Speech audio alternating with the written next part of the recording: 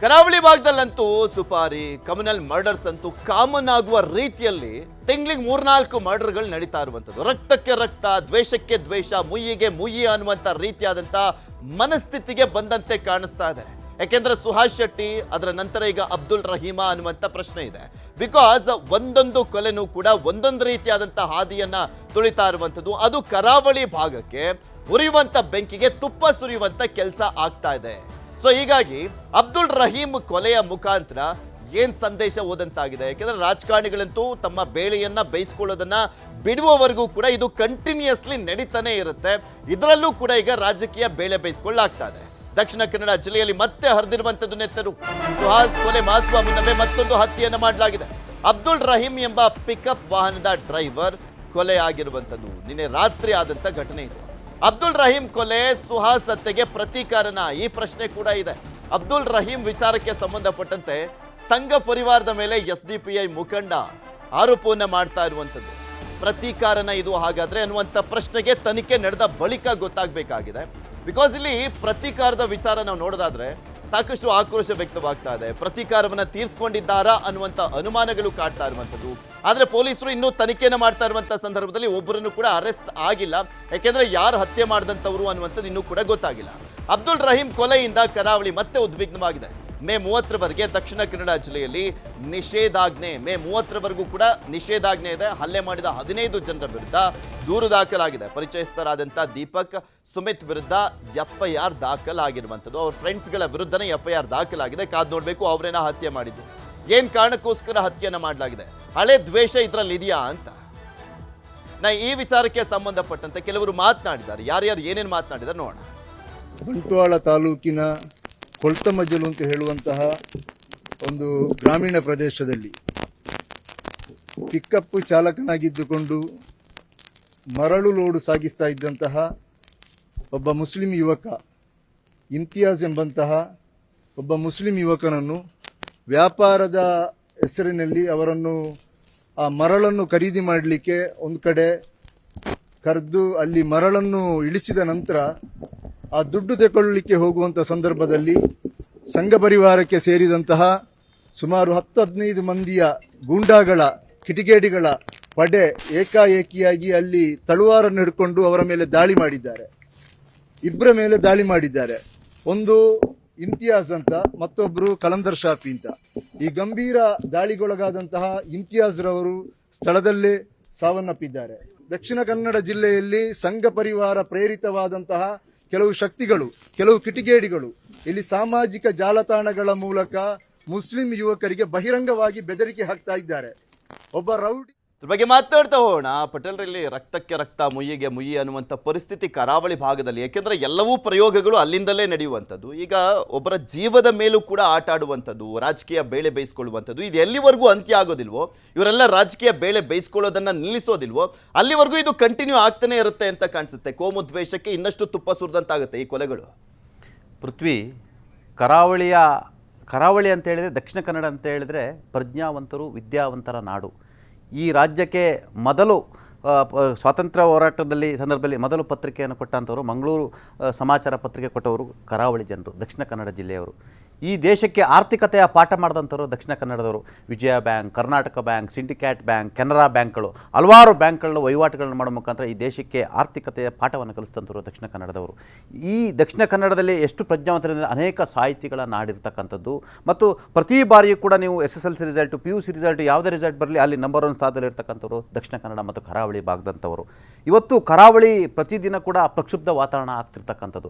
ಅಲ್ಲಿನ ರಾಜಕಾರಣಿಗಳು, ಅದು STF ಇರ್ಬೋದು, ಕಾಂಗ್ರೆಸ್ ಇರ್ಬೋದು, BJP ಇರುವಂಥದ್ದು, ಇತರ ಪಕ್ಷಗಳ ಪ್ರಮುಖ ರಾಜಕಾರಣಿಗಳು ಎಲ್ಲೊಂದು ಕಡೆ ತಮ್ಮ ಬೇಳೆಯನ್ನು ಬೇಯಿಸಿಕೊಳ್ಳಿಕ್ಕಾಗಿ ಕೋಮು ದ್ವೇಷ ಮತ್ತು ಕಮ್ಯುನಲನ್ನು ಹರಡುವ ಮುಖಾಂತರ, ಅಲ್ಲಿರ್ತಕ್ಕಂಥ ಹರಡುವ ಮುಖಾಂತರ, ಅಲ್ಲಿ ದ್ವೇಷವನ್ನು ಬಿತ್ತುವ ಮುಖಾಂತರ ಕೊಲೆಗಳು ಆಗ್ತಿರ್ತಕ್ಕಂಥದ್ದು, ಹಲ್ಲೆಗಳಾಗ್ತಿರ್ತಕ್ಕಂಥದ್ದು, ಅತ್ಯಾಚಾರಗಳು ಆಗ್ತಿರ್ತಕ್ಕಂಥದ್ದು. ಇದು ಅಲ್ಲಿರ್ತಕ್ಕಂಥ ಪ್ರಜ್ಞಾವಂತರಲ್ಲ, ಸಾಮಾನ್ಯ ಪ್ರಜೆಗಳನ್ನು ನೆಮ್ಮದಿಯ ಜೀವನವನ್ನು ಕಸಿದುಕೊಳ್ಳಲಿಕ್ಕೆ ಕಾರಣ ಆಗ್ತಿರ್ತಕ್ಕಂಥದ್ದು. ನೀವು ಗಮನಿಸಿ, ನೀವು ಯಾವ ಯು ಟಿ ಖಾದರ್ ಬ್ರದರ್ಸ್ ಹೋಗಿ ಯಾವುದಾದ್ರೂ ಪ್ರತಿಭಟನೆಯಲ್ಲಿ ಭಾಗಿಯಾಗಿರೋದು ನೋಡಿದ್ದೀರಾ? ಯಾವ ರಮಾನಾಥ್ ರೈಯವರ ನೆಂಟರು ಹೋಗಿ ಪ್ರತಿಭಟನೆಯಲ್ಲಿ ಭಾಗಿಯಾಗಿದ್ದು ನೋಡಿದ್ದೀರಾ? ಅಥವಾ ನಳಿನ್ ಕುಮಾರ್ ಕಟೀಲ್ ಕುಟುಂಬದವ್ರು ನೋಡಿದ್ದೀರಾ? ಕಾಮತ್ ಅವರ ಕುಟುಂಬದವ್ರು ನೋಡಿದ್ದೀರಾ? ಭರತ್ ಶೆಟ್ಟಿ ಕುಟುಂಬದವ್ರು ಇದ್ದಾರಾ? ಅಥವಾ ಅಲ್ಲಿ ಪ್ರಭಾಕರ್ ಭಟ್ರು ಏನು ಇವತ್ತು ಕರಾವಳಿ ಭಾಗವನ್ನು ಎಲ್ಲೊಂದು ಕಡೆ ಅದೊಂಥರ ರಿಪಬ್ಲಿಕ್ ಆಫ್ ಪ್ರಭಾಕರ್ ಭಟ್ರು ಥರ ಅದನ್ನ ಏನು ನಮ್ಮದೇ ಕರಾವಳಿ ಅನ್ನೋ ರೀತಿಯಲ್ಲಿ ಭಾಷಣಗಳನ್ನು ಮಾಡ್ತಾರಲ್ಲ, ಪ್ರಭಾಕರ್ ಭಟ್ರು ಕುಟುಂಬದವರು ಯಾರಾದರೂ ಈ ರೀತಿ ಹೋರಾಟಗಳಲ್ಲಿ ಹೊಡೆದಾಟಗಳು ಭಾಗಿಯಾಗಿದ್ದು ನೋಡಿದ್ರ? ಇಲ್ಲ. ಅಲ್ಲಿರ್ತಕ್ಕಂಥ ಎಲ್ಲ ಸಣ್ಣ ಸಣ್ಣ ಸಮುದಾಯದವರು, ಎಲ್ಲ ಸಣ್ಣ ಸಣ್ಣ ಸಮುದಾಯದವರು ಅಷ್ಟೇ ಅಲ್ಲ, ಎಲ್ಲ ಬಡವರು ಮಕ್ಕಳು ಇವತ್ತು ಬೀದಿಯ ಹೆಣಗಳಾಗ್ತಿರ್ತಕ್ಕಂಥ, ಅದು ರೈಮ್ ಇರ್ಬೋದು, ಸುಹಾಸ್ ಇರ್ಬೋದು, ಮತ್ತೊಬ್ಬರು ಇರ್ತಕ್ಕಂಥದ್ದು.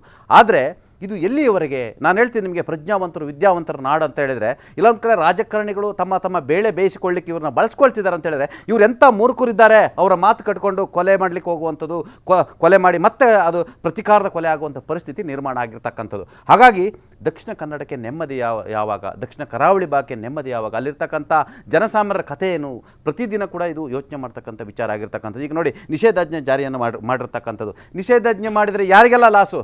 Not only Muslims, not only Hindu, not only Jains, ಎಲ್ಲರಿಗೂ ಕೂಡ ಲಾಸ್. ಅಲ್ಲಿರ್ತಕ್ಕಂಥ ಶಾಲಾ ಕಾಲೇಜುಗಳು ರಜೆಯನ್ನು ಕೊಡ್ತಾರೆ, ಅಲ್ಲಿ ವ್ಯಾಪಾರ ವಹಿವಾಟು ಬಂದಾಗುತ್ತೆ, ಯಾರ ಬಡವರು ಬಗ್ಗರು ಪ್ರತಿದಿನ ದುಡ್ಕೊಂಡು ತಿನ್ನೋ ಅಂಥವ್ರ ಪರಿಸ್ಥಿತಿ ಬೀದಿ ಪಾಲಾಗುವಂಥ ಪರಿಸ್ಥಿತಿ ಬರ್ತಿರ್ತಕ್ಕಂಥದ್ದು. ಹಾಗಾಗಿ ಇದಕ್ಕೆ ಕೊನೆ ಎಂದು ಅಂತ ಹೇಳಿದ್ರೆ, ಅಲ್ಲಿನ ಪ್ರಜ್ಞಾವಂತರು ಹೇಳಿದೆ, ನಾನು ವಿದ್ಯಾವಂತರು ಹೇಳಿದರೆ, ರಾಜಕಾರಣಿಗಳ ಬೇಳೆ ಬೇಯಿಸ್ಕೊಳ್ಳಿಕ್ಕೆ ನೀವು ಬಲಿಯಾಗಬೇಡಿ ಅನ್ನೋದೇ ನಮ್ಮ ಸಂದೇಶ ಆಗಿರ್ತಕ್ಕಂಥದ್ದು. ರಾಜಕಾರಣಿಗಳು ಅವರ ರಾಜಕೀಯಕ್ಕಾಗಿ, ಅವರು ಬೆಳಿಲಿಕ್ಕಾಗಿ, ಆ ಮುಖಾಂತರ ಅಲ್ಲಿ ಅವರ ಅಧಿಕಾರವನ್ನು ಪಡೀಲಿಕ್ಕಾಗಿ ಇಂಥವ್ರೆಲ್ಲರೂ ಕೂಡ, ಅದು ಕಾಂಗ್ರೆಸ್ ಇರ್ಬೋದು, BJP ಇರ್ಬೋದು, SDP ಇರುವಂಥದ್ದು, ಬೇರೆ ಬೇರೆ ಪಾರ್ಟಿಗಳಿರ್ತಕ್ಕಂಥ ತಮ್ಮನ್ನು ಬೇಳೆ ಬೇಯಿಸ್ಕೊಳ್ಳಿಕ್ಕೆ ತಮ್ಮನ್ನು ಬಳಸ್ಕೊಳ್ತಾರೆ. ಆ ಮುಖಾಂತರ ನೀವು ಬಲಿ ಆಗ್ತೀರಾ, ನೀವು ಕೊಲೆ ಆಗ್ತೀರಾ, ನಿಮ್ಮ ಮೇಲೆ ಕೊಲೆ ಅಟೆಂಪ್ಟ್ ಆಗುತ್ತೆ. ಆ ಮುಖಾಂತರ ನಿಮ್ಮ ಇಡೀ ಕುಟುಂಬ ಬೀದಿಗೆ ಬೀಳುತ್ತೆ. ನಿಮ್ಮ ತಂದೆ ತಾಯಿಯರು, ನಿಮ್ಮನ್ನು ತಂದೆ ತಾಯಿಗೆ ದೊಡ್ಡ ಲಾಸ್ ಆಗುತ್ತೆ, ನಿಮ್ಮ ಅಣ್ಣ ತಮ್ಮಂದರಿಗೆ ದೊಡ್ಡ ಲಾಸ್ ಆಗುತ್ತೆ, ಸಮಾಜಕ್ಕೂ ಕೂಡ ನೀವು ಒಂದು ದೊಡ್ಡ ಲಾಸ್ ಆಗ್ತಕ್ಕಂಥದ್ದು. ಹಾಗಾಗಿ ಇದಕ್ಕೆ ಕೊನೆ ಅಂತ ಹೇಳಿದರೆ, ಇವರು ಈ ಬಡದಾಟಕ್ಕೆ ಹೋಗ್ತಾರಲ್ಲ, ಇವರು ಅರ್ಥ ಮಾಡ್ಕೋಬೇಕು. ಇವರು ಇಷ್ಟೆಲ್ಲ ಆದರೂ ಕೂಡ ಇವರು ಯಾರನ್ನೋ ರಾಜಕಾರಣಿಗಳನ್ನ ಬೆಳೆಸಲಿಕ್ಕೆ, ಅವ್ರಿಗೆ ಅಧಿಕಾರ ಇಡಲಿಕ್ಕಾಗಿ ಮುಂದೆ ಹೋಗ್ತಾರೆ. ಈ ಥರದ ಕೊಲೆಗಳು ನೂರಾರು ಆಗ್ತವೆ. ಆ ಮುಖಾಂತರ ಅವರೊಬ್ಬರಿಂದ ತೊಂದರೆ ಅಲ್ಲ, ಇಡೀ ಸಮಾಜಕ್ಕೆ ಇದು ತೊಂದರೆ ಆಗುತ್ತೆ, ಇಡೀ ಸಮುದಾಯಕ್ಕೆ ತೊಂದರೆ ಆಗುತ್ತೆ. ಮತ್ತು ಅಲ್ಲಿ ಮುಂದೆ ಬರಲಿರ್ತಕ್ಕಂಥ ಚಿಕ್ಕ ಮಕ್ಕಳು, ಮುಂದೆ ಈ ದಕ್ಷಿಣ ಕನ್ನಡ ಭಾಗದ ಯುವಕರಾಗ್ತಕ್ಕಂಥವ್ರು, ಪ್ರಜ್ಞಾವಂತರಾಗ್ತಕ್ಕಂಥವ್ರು ಆ ರಕ್ತಸಿಕ್ತ ರಾಜಕಾರಣಕ್ಕಾಗಿ, ಆ ರಕ್ತಸಿಕ್ತ ನಾಡಿಗಾಗಿ ಎಲ್ಲ ಒಂದು ಕಡೆ ಪರಿತಪಿಸುವ ಕಾಲ ಬರುತ್ತೆ. ಹಾಗಾಗಿ ಇದಕ್ಕೆಲ್ಲ ಯಾರು ಹೊಣೆ ಅಂತ ಹೇಳಿದ್ರೆ, ಮೊದಲು ಅವರು ಯೋಚನೆ ಮಾಡಬೇಕಾಗಿರುವಂಥದ್ದು. ನೀವು ನೋಡಿ, ಡಾಟಾವನ್ನು ತೆಗೆದು ನೋಡಿ, ನೀವು ಕಳೆದ 25 ವರ್ಷದ ಡಾಟಾವನ್ನು ತೆಗೆದು ನೋಡಿ, ಯಾರೆಲ್ಲ ಕೊಲೆ ಆಗಿದ್ರು, ಅದು ಹಿಂದೂ ಇರ್ಬೋದು, ಮುಸ್ಲಿಂ ಇರ್ತಕ್ಕಂಥ ಕೊಲೆ ಆದವರ ಹಿನ್ನೆಲೆಯನ್ನು ನೋಡಿ, ಅವರ ಆ ಕುಟುಂಬದ ಹಿನ್ನೆಲೆಯನ್ನು ನೋಡಿ, ಮತ್ತು ಆ ಕೊಲೆಗೆ ಕಾರಣಕರ್ತರಾದಂಥವ್ರನ್ನೂ ನೋಡಿ, ಕೊಲೆ ಆದವರು ಮತ್ತು ಕೊಲೆಗೆ ಕಾರಣಕರ್ತರಾದಂಥವ್ರನ್ನೂ ನೋಡಿ, ಅವರ ಇಡೀ ಕುಟುಂಬ ಯಾವ ಸ್ಥಿತಿಯಲ್ಲಿರುತ್ತೆ, ಮತ್ತು ಅದಕ್ಕೆಲ್ಲ ಪ್ರಚೋದನೆ ಮಾಡಿದಂಥವ್ರು ಎಲ್ಲಿದ್ದಾರೆ, ಮತ್ತು ಪ್ರಚೋದನೆ ಮಾಡಿದಂಥವ್ರು ಯಾವ ಮಟ್ಟದ ಅಧಿಕಾರದಲ್ಲಿದ್ದಾರೆ, ಮತ್ತು ಪ್ರಚೋದನೆ ಮಾಡಿ ಇದರ ರಾಜಕೀಯ ಬೆಳೆ ಬೇಯಿಸ್ಕೊಂಡವರು ಎಂತೆಂಥ ಅಧಿಕಾರವನ್ನು ಪಡೆದುಕೊಂಡಿದ್ದಾರೆ ತಾವು ನೋಡಿ. ಮತ್ತು ಯಾರೆಲ್ಲ ಪ್ರಚೋದನೆ ಮಾಡಿದರೆ ಈ ರಾಜಕಾರಣಿಗಳು, ಅದು ಕಾಂಗ್ರೆಸ್ ಇರ್ಬೋದು, BJP ಇರ್ಬೋದು, SDP-ನವರು ಎಲ್ಲರೂ ಕೂಡ ದೊಡ್ಡ ದೊಡ್ಡ ಹುದ್ದೆ ಇಟ್ಕೊಂಡು ಇವತ್ತು ಸೇಫ್ಟಿ ಪ್ಲೇಸಲ್ಲಿದ್ದಾರೆ. ಒಂದು ಚುನಾವಣೆ ಬರುತ್ತೆ ಅಂತ ಹೇಳಿದ್ರೆ ಅಲ್ಲೊಂದು ಅಜೆಂಡಾ ರೆಡಿ ಆಗುತ್ತೆ, ಅದು ಕಾಂಗ್ರೆಸ್ ಇರ್ಬೋದು, BJP ಇರ್ಬೋದು, SDP ಇರ್ಬೋದು. ಮತ್ತೊಂದು ಚುನಾವಣೆ ಬರುತ್ತೆ ಅಂತ ಹೇಳಿದ್ರೆ ಪ್ರತಿ ಚುನಾವಣೆಗೂ ಕೂಡ ಅಲ್ಲಿ ಕೊಲೆಗಳಾಗ್ತಕ್ಕಂಥದ್ದು, ದ್ವೇಷದ ರಾಜಕಾರಣ ಆಗ್ತಕ್ಕಂಥದ್ದು, ಕೋಮು ದ್ವೇಷ ಹರಡುವಂಥದ್ದು, ಪ್ರಕ್ಷುಬ್ಧ ವಾತಾವರಣ ನಿರ್ಮಾಣ ಆಗುವಂಥದ್ದು. ನೀವು ನಂಬಿ ದಕ್ಷಿಣ ಕನ್ನಡ ಜಿಲ್ಲೆಯಲ್ಲಿ ನನ್ನ ಅನೇಕ ಗೆಳೆಯ ಪೊಲೀಸ್ ಅಧಿಕಾರಿಗಳಿದ್ದಾರೆ, ಅವ್ರು ಹೇಳ್ತಾರೆ, ಇಲ್ಲಿ ಡ್ಯೂಟಿ ಮಾಡೋದು ಒಂದೇ, ಜೀವ ಕೈಲಿಟ್ಕೊಂಡು ಕೆಲಸ ಮಾಡೋದು ಒಂದೇ ಅಂತ ಹೇಳ್ತಾರೆ. ಯಾವಾಗ ನೋಡ್ರು ಪ್ರಕ್ಷುಬ್ಧ ವಾತಾವರಣ, ಕೋಮು ದ್ವೇಷಗಳು, ಕೋಮು ಗಲಭೆಗಳು, ಕೊಲೆಗಳು ಈ ಥರದೇ ನಡೀತಿದ್ರೆ ನಮಗೂ ಕೂಡ ಡ್ಯೂಟಿ ಮಾಡಲಿಕ್ಕೆ ಬೇಸರ ಆಗುತ್ತೆ. ಮತ್ತು ನಮ್ಮ ಜೀವಕ್ಕೂ ಕೂಡ ಇಲ್ಲಿ ಗ್ಯಾರಂಟಿ ಇಲ್ಲ ಅನ್ನೋ ರೀತಿಯಲ್ಲಿ ಪೊಲೀಸ್ನವ್ರು ಹೇಳ್ತಾರೆ. ಅಂದರೆ ಅವರ ಪರಿಸ್ಥಿತಿ ಅರ್ಥ ಮಾಡ್ಕೊಳ್ಳಿ.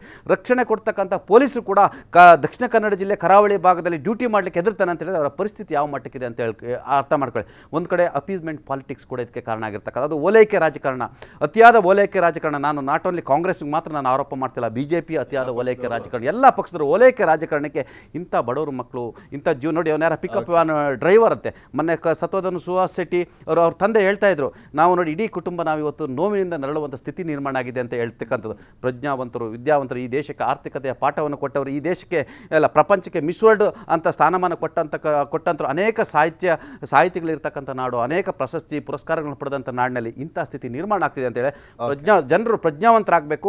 ಈ ರಾಜಕಾರಣಿಗಳ ಓಲೈಕೆ ಮಾಡ್ತಕ್ಕಂಥವ್ರು, ಈ ರಾಜಕಾರಣಿಗಳನ್ನ ಬೇಳೆ ಬೇಸಕ್ಕೆ ಬಿಡಬೇಡಿ.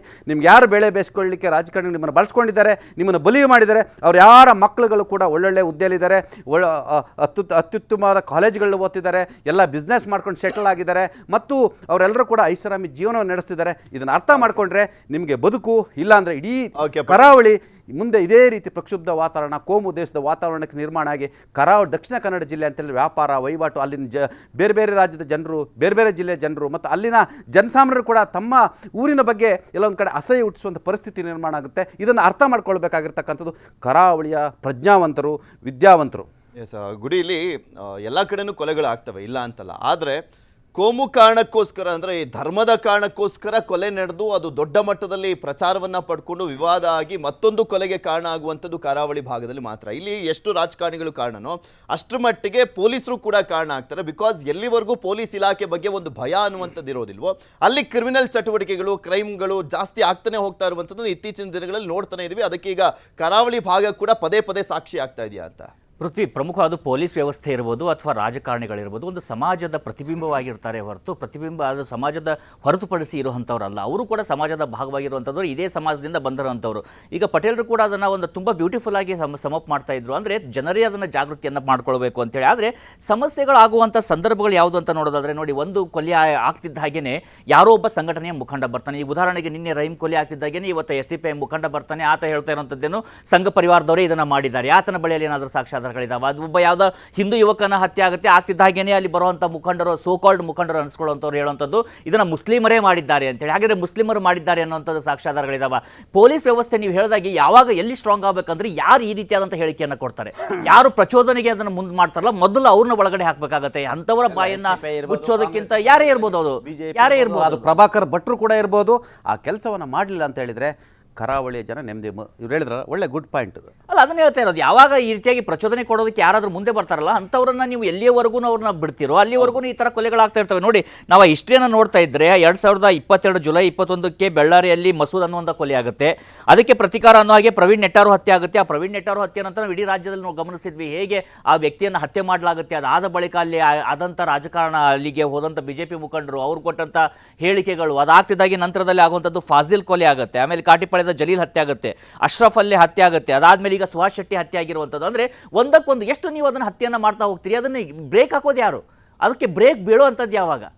ಒಬ್ಬರು ಹತ್ಯೆ ಆಗುತ್ತೆ, ಇನ್ನೊಂದು ಹತ್ಯೆಯನ್ನು ಮಾಡ್ತಾ ಹೋಗ್ತೀರಿ. ಹಾಗಾದರೆ ಒಂದು ಕಣ್ಣು ಕೀಳ್ತಾನೆ ಹೋದರೆ ಎಲ್ಲರೂ ಕೂಡ ಕುರುಡರಾಗ್ತಾನೆ ಹೋಗಬೇಕು. ಕೊನೆಗೆ ಒಬ್ಬನೇ ಒಂದು ಕಣ್ಣು ಉಳಿದ್ರೆ ಅಂತ ಒಬ್ಬ ವ್ಯಕ್ತಿ ಉಳಿದ್ರೆ ಏನು ಮಾಡುವಂಥದ್ದು ಇದೆ ಆ ಸಮಾಜದಲ್ಲಿ? ಇವತ್ತು ಏನಾಗ್ತಾ ಇದೆ ಮಂಗಳೂರಲ್ಲಿ? ಈಗ ಪಟೇಲರು ಕೂಡ ಅದನ್ನು ಸಮಪ್ ಮಾಡ್ತಾ ಇದ್ರು. ಪೃಥ್ವಿ, ನಾವು ಗಮನಿಸ್ಕೊಳ್ಬೇಕು, ಯಾವುದೇ ಒಬ್ಬ ಹಿಂದೂ ಇದ್ದಾಗ, ಒಬ್ಬ ಮುಸ್ಲಿಂ ಅಂತ ಇದ್ದಾಗ ಅವರು ಅಲ್ಲಿ ಎಲ್ಲೂ ಕೂಡ ಅಲ್ಲಿ ಮನುಷ್ಯರಾಗಿ ನೋಡುವಂಥ ಸಂದರ್ಭಗಳೇ ನಿರ್ಮಾಣ ಆಗೋದಿಲ್ಲ. ಯಾವಾಗಲೂ ಕೂಡ ಡೌಟಲ್ಲಿ ಮತ್ತು ದ್ವೇಷದಲ್ಲಿ ನೋಡುವಂಥದ್ದು. ಇವನು ನಮ್ಮ ಏರಿಯಾಕ್ಕೆ ಬಂದಿದ್ದಾನ, ಇವನು ನಮ್ಮ ಏರಿಯಾಕ್ಕೆ ಬಂದಿದ್ದಾನ ಅಂತ ಅಲ್ಲಿಂದ ಶುರುವಾಗುತ್ತೆ. ಯಾರೋ ಒಂದು ಫ್ರೆಂಡ್ಸ್ ಹಿಂದೂನ ಮುಸ್ಲಿಂ ಹುಡುಗಿನ ಯಾರೋ ಮಾತನಾಡಿದ್ರೆ ಅದೊಂದು ದೊಡ್ಡ ಗಲಭೆಗೆ ಕಾರಣ ಆಗುತ್ತೆ. ಯಾರೋ ಒಂದು ಪಬ್ಬಲ್ಲಿ ಯಾವುದೋ ಒಂದು ಹಾಡು ಹಾಕಿದ್ರೆ ಅದು ಕೂಡ ದೊಡ್ಡ ಒಂದು ಗಲಭೆಗೆ ಕಾರಣ ಆಗುತ್ತೆ. ಅಂದರೆ ಎಷ್ಟಂತ ಇದನ್ನು ಸಂಪೂರ್ಣವಾಗಿ ನೀವು ಅದನ್ನು ಇನ್ನೂ ಒಂದು ಮತೀಯವಾದವನ್ನು ತುಂಬ್ತಾನೆ ಹೋಗ್ತೀರಾ.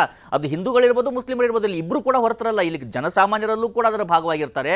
ಆ ಜನಸಾಮಾನ್ಯರು ಮುಖಂಡರು ಅನ್ನಿಸ್ತಾ ಅಂತ ಯಾರನ್ನ ಕರೀತಾರಲ್ಲ ಅವರು ಇವತ್ತು, ಈಗ ಪಟೇಲರಿಗೂ ಕೂಡ ಅದ್ರ ಬಗ್ಗೆ ಡೀಟೇಲ್ ಆಗಿ ಗೊತ್ತಿರುತ್ತೆ. ಎಷ್ಟು ಜನ ಈ ನಾವೇನು ಸೋಕಾಲ್ಡ್ ಇವತ್ತು ಒಬ್ಬರಿಗೊಬ್ಬರು ವೈರಿಗಳಂತ ಗಮನಿಸ್ತೀವಲ್ಲ ಟಿವಿಯಲ್ಲಿ ನೋಡುವಾಗ ಅಥವಾ ಅವ್ರ ನ್ಯೂಸಲ್ಲಿ ಬಂದಾಗ, ಒಬ್ಬರಿಗೊಬ್ಬರು ಬಿಸ್ನೆಸ್ ಎಷ್ಟು ಯಾವ ರೀತಿಯಾಗಿ ಮಾಡ್ಕೊಳ್ತಾರೆ. ಅವರ ಮೇಲೆ ಅವರ ಬಿಸ್ನೆಸ್ ಪಾರ್ಟ್ನರ್ಸ್ಗಳು ಯಾರ್ಯಾರಿದ್ದಾರೆ ಇವತ್ತು? ಬಿಸ್ನೆಸ್ ಪಾರ್ಟ್ನರ್ಸ್ಗಳನ್ನ ನೋಡಿದಾಗ ನಾವು ಅಲ್ಲಿ ಇವತ್ತು ಕೆನರಾ ಅಂದರೆ ನಾವು ಇವತ್ತು ಸೌತ್ ಕೇಂದ್ರವನ್ನು ಗಮನಿಸ್ಕೊಳ್ತಾ ಇದ್ರೆ, ನಾವು ದಕ್ಷಿಣ ಕನ್ನಡವನ್ನು ನೋಡ್ತಾ ಇದ್ರೆ ಅಲ್ಲಿರುವಂಥ ಬಹುತೇಕ ಮುಖಂಡರು, ಅವರು ಹಿಂದೂ ಮುಸ್ಲಿಮರು ಯಾರೇ ಇರಲಿ, ಒಬ್ಬರಿಗೊಬ್ಬರು ಬಿಸ್ನೆಸ್ ಪಾರ್ಟ್ನರ್ಸ್. ಅವ್ರು ಬಿಸ್ನೆಸ್ ಮಾಡೋದಕ್ಕೆ ಅವ್ರು ಬೇಕು, ಲಾಭವನ್ನು ಮಾಡ್ಕೊಳ್ಳೋದಕ್ಕೆ ಅವ್ರು ಬೇಕು, ರಾಜಕೀಯವನ್ನ ಲಾಭ ಮಾಡ್ಕೊಳ್ಳೋದಕ್ಕೆ ಅವ್ರು ಬೇಕು. ಆದ್ರೆ ಸಾಯೋದಕ್ಕೆ ಮಾತ್ರ ಜನಸಾಮಾನ್ಯರು ಬೇಕು. ಅವ್ರು ಬಡವರಾಗಿರ್ಬೇಕು, ಅವರಿಗೆ ಯಾವುದೇ ಹಿನ್ನೆಲೆ ಇರೋದಿಲ್ಲ. ಇವತ್ತು ಯಾರೋ ಒಬ್ಬ ಪಿಕಪ್ ವಾಹನವನ್ನು ಹತ್ಯೆ ಮಾಡಿದ್ದಾರೆ, ನಾಳೆ ಇನ್ನೊಬ್ಬ ಯಾರೋ ಒಂದು ಕಾಯಿಪಲ್ಯ ಮಾರೋನ, ವೆಜಿಟೇಬಲ್ ಮಾರೋನಂತೂ ಹತ್ಯೆ ಮಾಡ್ತಾರೆ, ನಾಳೆ ಇನ್ನೊಬ್ಬನ ಹತ್ಯೆ ಮಾಡ್ತಾರೆ. ಈ ಹತ್ಯೆಗಳು ಮುಂದುವರಿತಾ ಹೋಗ್ತವೆ, ವೋಟ್ ಬ್ಯಾಂಕ್ಗಳು ಸ್ಟ್ರಾಂಗ್ ಆಗ್ತಾ ಹೋಗ್ತವೆ, ಅಧಿಕಾರವನ್ನು ವಹಿಸ್ತಾ ಹೋಗ್ತಾರೆ. ಅಭಿವೃದ್ಧಿಯ ವಿಚಾರ ಬಂದಾಗ ಏನಾಗುತ್ತೆ, ಮಳೆ ಬಂದ್ರೆ ಇವತ್ತು ಅದೇ ಒಂದು ಮಂಗಳೂರು ಕಡಲಂತ ಕಾಣಿಸ್ತಾ ಇದೆ, ಅದ್ರ ಬಗ್ಗೆ ಪ್ರಶ್ನೆ ಮಾಡ್ತಾರೆ. ಪಂಪೆಯಲ್ಲಿ ನೀರು ನಿಂತು ಹೋಗಿದೆ 6-8 ಫೀಟ್, ಅದ್ರ ಬಗ್ಗೆ ಪ್ರಶ್ನೆ ಮಾಡುವಂಥದ್ದು ಯಾರಿದ್ದಾರೆ? ಇಲ್ಲ. ಎಲ್ಲದಕ್ಕೂ ಕೂಡ ಇಲ್ಲೊಂದು ಮರೆಮಾಚು ಹಾಗೆ ಏನಾದರೂ ಒಂದು ಅಭಿವೃದ್ಧಿಯ ವಿಚಾರ ಮಾತಾಡಬೇಕು ಅಥವಾ ಅದೆಲ್ಲ ಮಾತನಾಡೋದು ಯಾವಾಗ ಶಾಂತ ಸಮಾಜ ಇದ್ದಾಗ, ಶಾಂತ ಸಮಾಜವನ್ನು ಶಾಂತವಾಗಿ ಡೈವರ್ಟ್ ಮಾಡ್ತಾನೆ ಹೋದ್ರೆ, ಆ ಶಾಂತಿಯನ್ನು ಕದಲ್ತಾನೆ ಹೋದಾಗ ಈ ರೀತಿಯಾದಂಥ ಘಟನೆಗಳು ನಡೀತಾ ಇರ್ತವೆ. ಹೀಗಾಗಿ ಪಟೇಲ್ ಹೇಳಿದಾಗೆ ಪರ್ಫೆಕ್ಟ್ ಆಗಿ ಅವರು ಒಂದು ಸಮಪ್ ಮಾಡಿದ್ದು, ಜನರೇ ಇದರ ಜಾಗೃತಿಯನ್ನು ಮಾಡ್ಕೊಳ್ಬೇಕು. ಆ ಮುಖಂಡರು ನಿಜವಾದ ಮುಖಂಡರನ್ನು ಗುರುತಿಸ್ಕೊಳ್ಬೇಕು, ಮಾನವೀಯ ಸಂಬಂಧ ಇರುವಂಥವ್ರು ಗುರುತಿಸ್ಕೊಳ್ಬೇಕು. ಯಾವುದೋ ಒಂದು ಹತ್ಯೆ ಆಗ್ತಿದ್ದಾಗ ಅವರನ್ನು ಒಬ್ಬರನ್ನ ಡೈರೆಕ್ಟ್ ಆಗಿ ಆರೋಪವನ್ನು ಮಾಡಿ ಇನ್ನೊಂದು ಹತ್ಯೆಗೆ ಕಾರಣ ಆಗುವಂಥವ್ರನ್ನು, ಪ್ರಚೋದನೆ ಕೊಡುವಂಥವ್ರನ್ನ ಮೊದಲು ಪೊಲೀಸರು ಕೂಡ ನಿಯಂತ್ರಣ ಮಾಡಬೇಕು. ಆಗ ಮಾತ್ರ ನಿಜವಾದ ಶಾಂತಿ ನೆಲೆಸೋದಕ್ಕೆ ಸಾಧ್ಯ ಆಗುತ್ತೆ. ಪೊಲೀಸ್ ಇಲಾಖೆ ಅದಕ್ಕೆ ಕಡಿವಾಣ ಹಾಕುತ್ತಾ ಅಥವಾ ಇದಕ್ಕೆ ಸುಮ್ಮನೆ ಇನ್ನೂ ಯಾರು ಏನಾದರೂ ಸ್ಟೇಟ್ಮೆಂಟ್ ಕೊಡಲಿ, ನಾವು ತನಿಖೆ ಮಾಡ್ತೀವಿ, ಮತ್ತೊಬ್ಬರನ್ನ ಬಂಧಿಸ್ತೀವಿ, ಮತ್ತೊಂದು ಕೊಲೆ ಆಗುತ್ತೆ, ಮತ್ತೊಬ್ಬರನ್ನ ಬಂಧಿಸ್ತೀವಿ, ಅದೇ ರೀತಿಯಾಗಿ ಮುಂದುವರಿಯುತ್ತಾ ಅನ್ನುವಂಥದ್ದು?